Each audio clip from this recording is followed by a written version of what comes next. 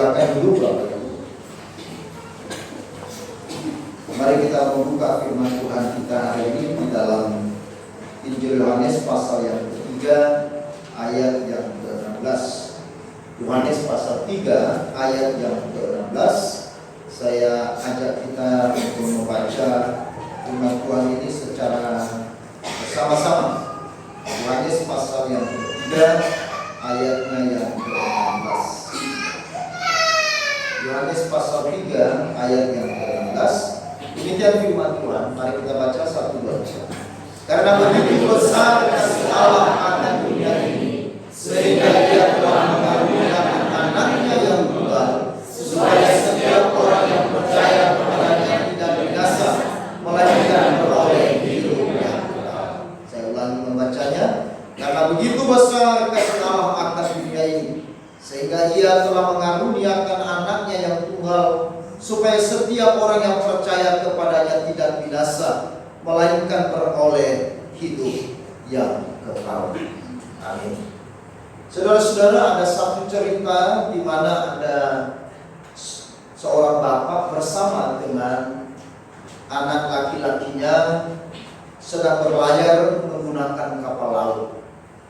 Sehingga satu ketika terdengar kabar bahwa kapal yang mereka tumpangi akan segera tenggelam karena ledakan di ruangan mesin. Maka bapak dan anak ini kemudian bergegas berlari, saudara-saudara, menuju ke sebuah skoci yang disiapkan untuk menyelamatkan diri. Dan ketika mereka sampai di tempat di mana skoci itu ada, ternyata saudara-saudara, skoci itu hanya mampu memuat lagi untuk satu orang saja. Jadi ada tempat tujuh untuk satu orang saja. Menyadari keadaan itu, lalu kemudian sang ayah berbisik kepada anaknya, dan kemudian dia segera mendorong anaknya, melompat ke atas skoci. Dan anaknya kemudian, saudara-saudara, mendapat tempat di skoci itu. Tetapi apa yang terjadi? Ketika skoci itu menjauh dari kapal, terjadi ledakan besar. Kapal itu meledak, dan sang bapak pun tenggelam di laut itu. Nah, saudara-saudaraku yang terkasih dalam Tuhan, maka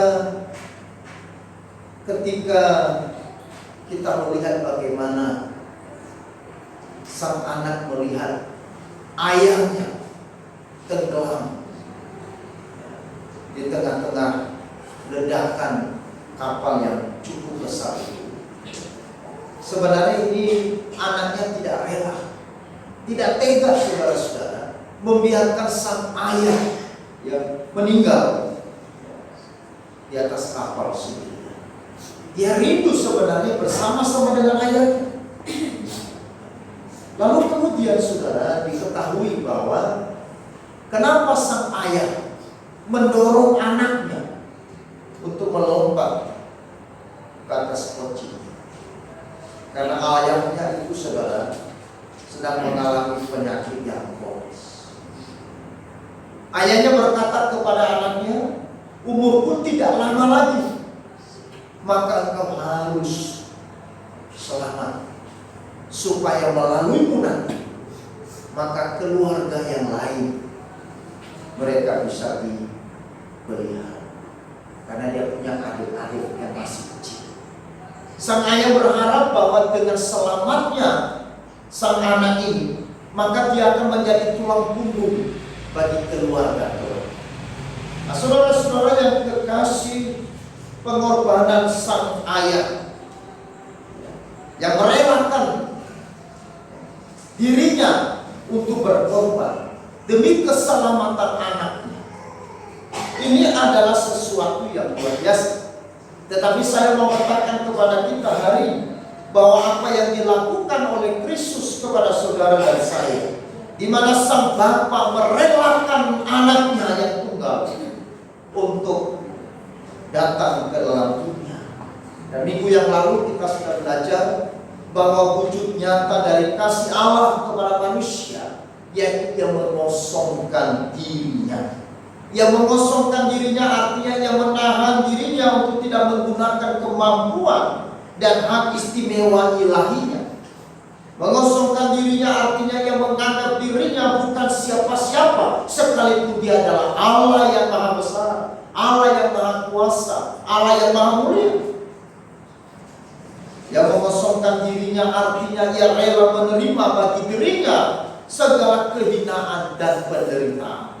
Inilah bukti pengorbanan yang sempurna dan suci yang dilakukan oleh Kristus. Saudara-saudara yang terkasih, mengapa disebut pengorbanan yang sempurna? Karena tidak ada lagi yang dapat menggantikan pengorbanan ini. Atau tidak kita temukan pengorbanan yang sehebat, yang sebesar ini. Makanya ada satu pujian, tidak ada kasih yang seperti, ada kasih seperti kasih Yesus. Belum pernah ada kasih di dunia. Kenapa saudara? Karena kasih yang diberikan oleh Kristus bagi saudara dan saya adalah kasih yang sempurna, kasih yang tidak bisa digantikan oleh kasih apapun. Kalau sang ayah dia rela untuk tenggelam di atas kapal yang meledak demi anaknya, tetapi kasih Kristus saudara-saudara adalah kasih yang sempurna, kasih yang jauh lebih hebat dari kasih itu, kasih yang jauh lebih besar dari kasih itu, karena ia justru memberikan dirinya, merelakan dirinya, menyerahkan dirinya menjadi korban, menjadi tebusan bagi manusia. Bukan untuk orang-orang yang mengasihi dia. Kalau sang bapak rela, dia harus mati di atas kapal demi penyelamatan anak yang dia cintai dan yang mengasihi dia.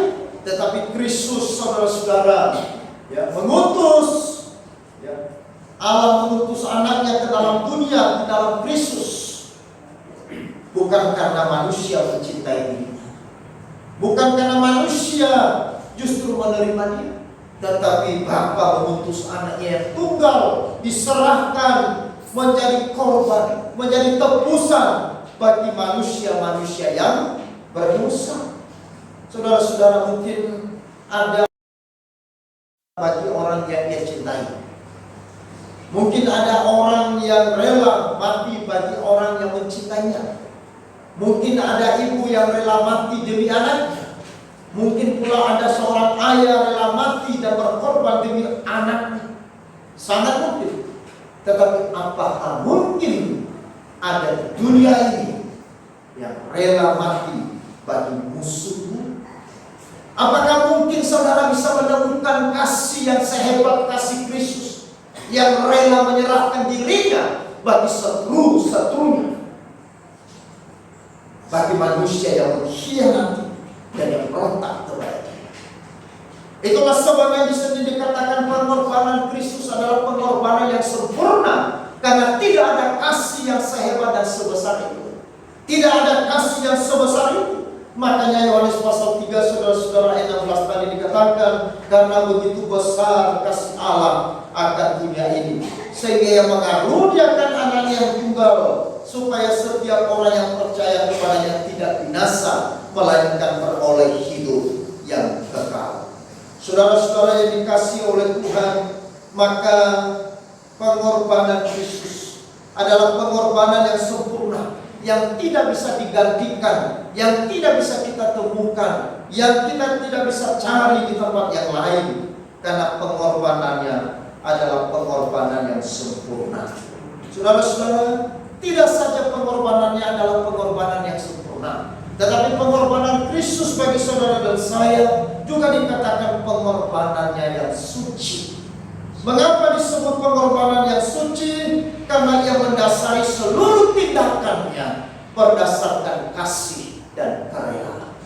Saudara-saudara, mungkin ada orang yang rela menderita demi orang lain karena mungkin terpaksa, karena tidak ada solusi lain, karena tidak ada pilihan yang lain. Mungkin ada orang yang mau mati demi saudaranya. Karena memang tidak ada solusi yang lain. Meskipun saudara-saudara sebenarnya di dalam hatinya yang paling dalam, yang tidak rela melakukan. Bukankah sering banyak orang melakukan sesuatu yang walaupun sebenarnya saudara-saudara, ya, kita melakukannya bukan karena kita sadar bahwa kita harus melakukan, tetapi karena apa? Karena terpaksa. Kemarin malam saya kumpulkan anak saya di rumah sakit. Lalu waktu pagi kami berdoa. Lalu saya katakan kepada mereka, nah, sekarang kalian menyayangi ibu kalian kan? Mereka katakan, iya, kami sayang mama. Apakah kalian siap untuk berkorban bagi mama? Siap untuk melayaninya? Siap untuk menjaga?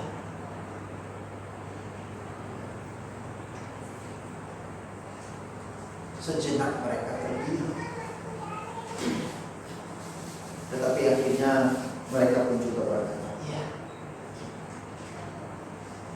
Karena sebelumnya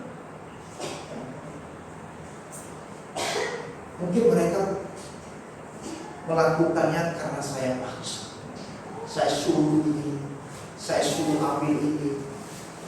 Itu pun saya sudah harus berulang-ulang berkata-kata. Itu artinya tidak rela.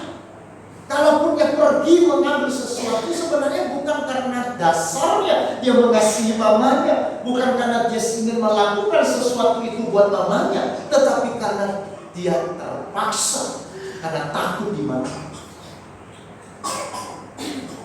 Meskipun dia melakukan tindakan yang sama, tetapi saudara, dasar dia melakukan tindakan itu apa? Itulah sebabnya saudara, tadi saya katakan bahwa mungkin ada orang yang rela mati bagi saudaranya. Pernah di Cina, saudara-saudara, dia rela mati menggantikan posisi adiknya. Karena dihukum di Cina waktu itu, saudara, kalau ada saudaranya yang mau dieksekusi mati, maka diperbolehkan saudaranya bisa menggantikan posisinya. Maka suatu hari ada seorang yang mau dijatuhkan hukum mati. Dia punya istri dan dia punya 5 anak. Tetapi orang ini dia punya saudara yang tinggal di Amerika, ya, masih singa, sudah tua. Lalu ketika dia mendengar kabar bahwa adiknya mau dieksekusi, maka dia pulang ke Cina. Dan kemudian dia menghadap pengadilan dan menyatakan bahwa dia yang menggantikan posisi saudara. Pertanyaannya, apakah betul orang itu sebenarnya rela mati bagi saudara?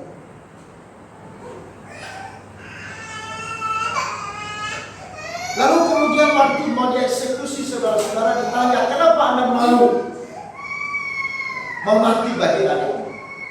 Dia katakan, saya belum menikah, saya tidak punya istri, saya tidak punya anak-anak, dan usiaku sudah sangat tua. Sementara adik saya masih muda, dia punya istri dan punya 5 anak. Lebih baik saya. Saudara-saudara, meskipun dia berkata demikian, tetapi hatinya yang paling dalam sebenarnya dia tidak rela mati hanya karena kondisinya. Tetapi apa yang dilakukan oleh Kristus bagi saudara dan saya, dia tidak lakukan karena keterpaksaan. Tetapi Kristus merencanakan hal itu sebelum dunia dijatuhkan. Bahkan sebelum manusia jatuh ke dalam dosa, Allah telah merencanakan yang disebut dengan rencana besar, rencana yang agung, yaitu apa? Rencana keselamatan.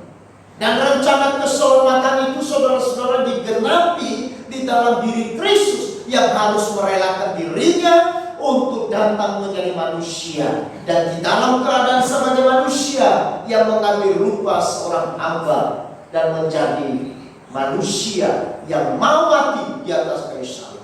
Semua yang dilakukan Kristus Mulai dari dia datang ke dalam dunia, dia mengosongkan dirinya, dia menjadi hamba, kemudian mati di atas kayu salib, kemudian saudara-saudara, dia menanggung segala kehinaan. Dan kita tahu bahwa peristiwa Natal adalah peristiwa di mana Kristus menyatakan kasih-Nya yang besar kepada dunia ini, di mana Ia rela menanggung segala sesuatu yang tidak harus Dia tanggung. Seharusnya Kristus tidak harus lahir di kandang, bukan? Seharusnya Kristus tidak harus lahir di tempat yang berbau. Kristus kalau mau, Dia bisa lahir di tempat yang mewah. Dia bisa lahir di tempat yang sangat istimewa. Tetapi Kristus justru memilih Dia dilahirkan di tempat yang kotor dan miskin. Waktu Yesus tertanggung di salib, sebagai Allah bisa saja yang melakukan mukjizat dan melepaskan dirinya dari paku-paku yang menggantung dirinya di atas kayu salib, tapi Ia tidak melakukannya. Apa arti paku-paku yang memaku kedua tangannya dan kedua kakinya di atas kayu salib? Apa artinya pasukan yang datang menghadap Dia dan menangkap Dia? Buktinya saudara-saudara, di Taman Getsemani ketika Yudas membawa segerombolan pasukan yang mau menangkap Yesus, dan ketika Yesus mulai berkata-kata kepada mereka, Alkitab mencatat, rebalah seluruh tentara. Dia tidak mengapa-apakan, hanya saja berbicara maka pasukan itu rebah. Maka disitulah Petrus mengambil kesempatan untuk memotong telinga Markus. Bukan berarti Yesus tidak berdaya untuk melawan musuhnya, tetapi Yesus merelakan dirinya, saudara-saudara. Karena apa? Karena kasih-Nya bagi setiap kita yang percaya. Amin. Yesus memberikan hidup dalam kesengsaraan supaya setiap kita yang seharusnya mati karena dosa beroleh kehidupan. Yesus harus menanggung segala kesusahan, kesakitan, segala penderitaan, segala kesengsaraan, mulai dari Dia lahir sampai Dia mati, supaya kita yang seharusnya binasa beroleh kemuliaan Allah. Saudara-saudara, makanya waktu Kristus lahir, maka orang Majus melihat bintang. Dan kemudian saudara-saudara, para gembala datang di padang. Mereka juga melihat kemuliaan Allah. Artinya bahwa di balik kegelapan dunia, di balik keputusasaan manusia yang tidak bisa lagi menyelamatkan dirinya karena dosa, yang tidak bisa lagi menyelamatkan dirinya dari penghukuman karena dosa, ada titik pengharapan, ada terang pengharapan.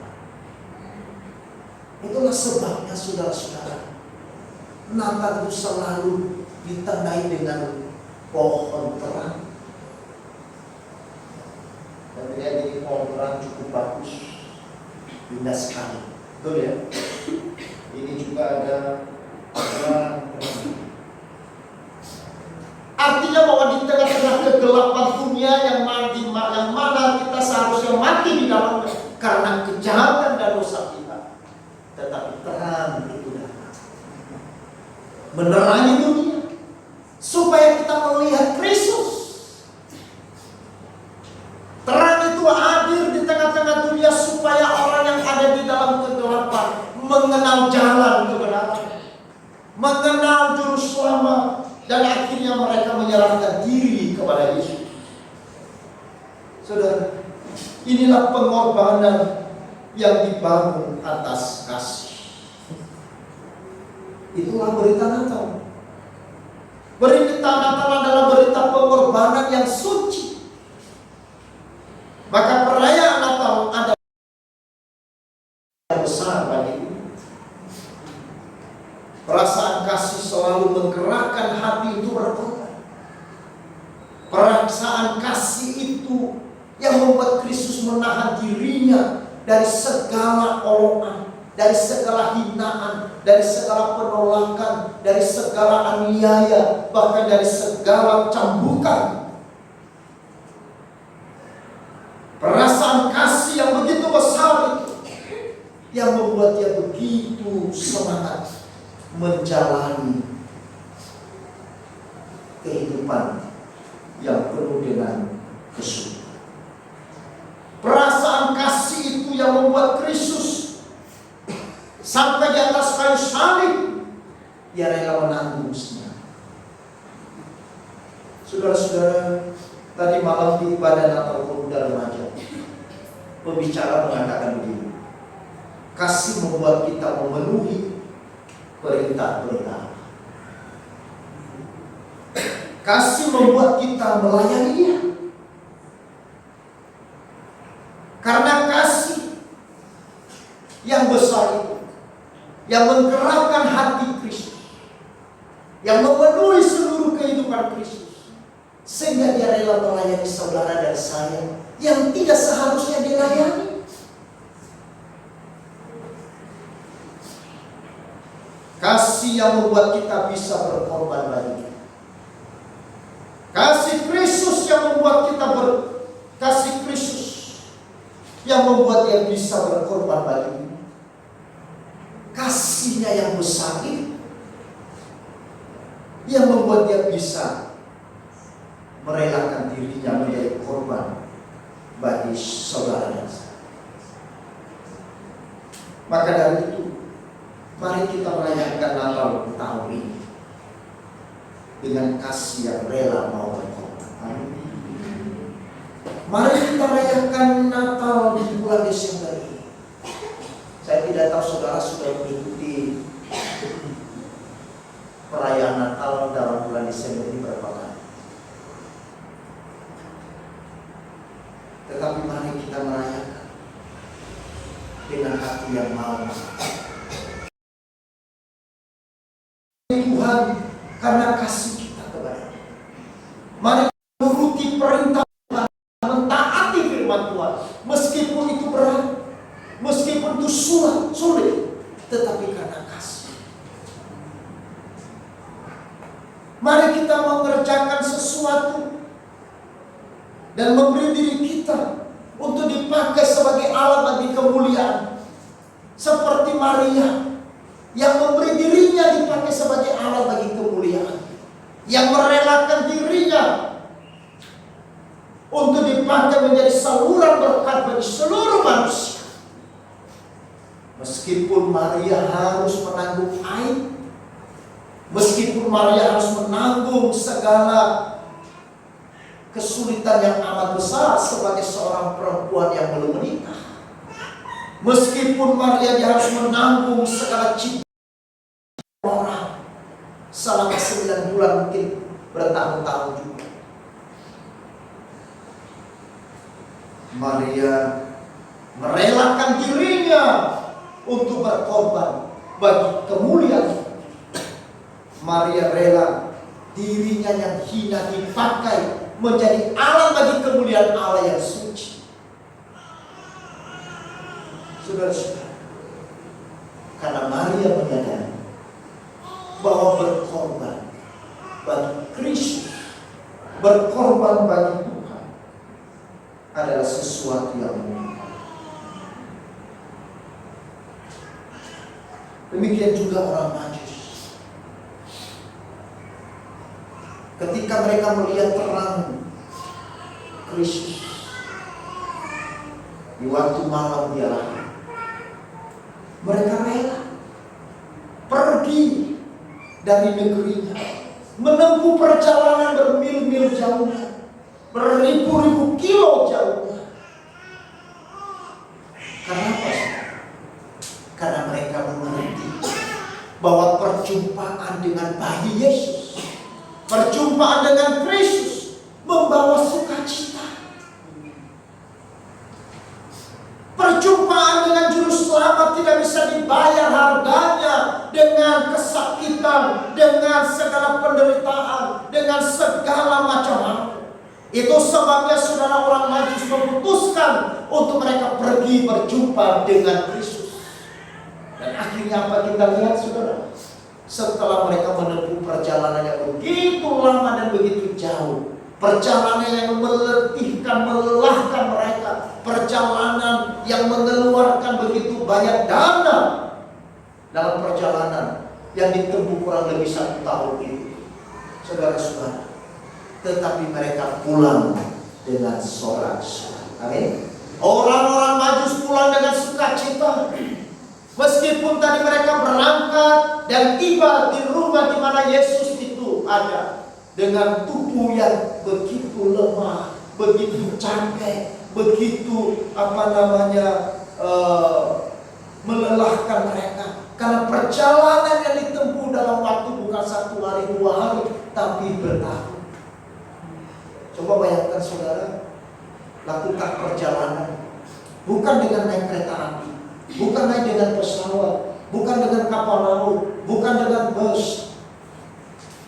Perjalanan yang dilakukan selama setahun. Saya yakin saudara, tidak ada di antara kita hari ini yang melakukan perjalanan setahun. Kita kalau kesini mau ke Sanglah, perjalanan jalan kaki, tiba di rumah kita, itu rasanya kaki mau copot, betul? Rasanya copot.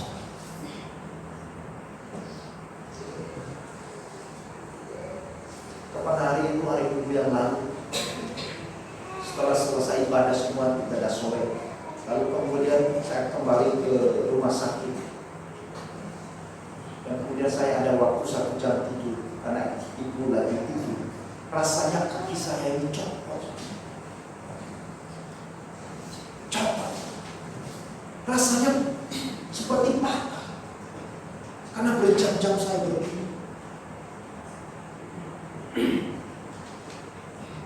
Tapi orang Majus melakukan perjalanan bertahun. Tetapi ketika saudara mereka sampai di rumah di mana Yesus ada, Alkitab mencatat mereka bersuka cita. Amin. Mereka bergembira. Kelelahan yang mereka rasakan bertahun-tahun itu hilang sekejap. Karena Kristus. Saudara, kenapa Maria rela berkorban? Kenapa orang-orang Majus rela berkorban? Karena mereka mengerti satu rahasia besar, bahwa di mana ada pengorbanan bagi Tuhan, di situ ada sukacita yang terbesar.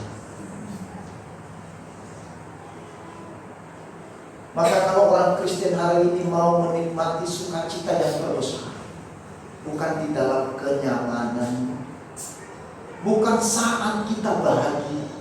Sukacita yang terbesar itu bukan saat kita santai, bukan saat semua lancar, bukan saat semua berjalan seperti apa yang kita mau, seperti apa yang kita inginkan. Tetapi sukacita yang terbesar itu ketika kita mau dan melakukan apa yang Tuhan perintahkan. Amin. Saudara-saudara, hal yang terkecil kita belajar. Tadi malam saya pulang, kemudian saya berdoa, dan saya ajak istri saya duduk karena jasa. Dalam hati saya, saudara, ini artinya berbulan-bulan ke depan saya harus terus mulai. Waktu saya buang itu kotoran, lalu kemudian anak saya yang satu, saya suruh pegang pegang kresek.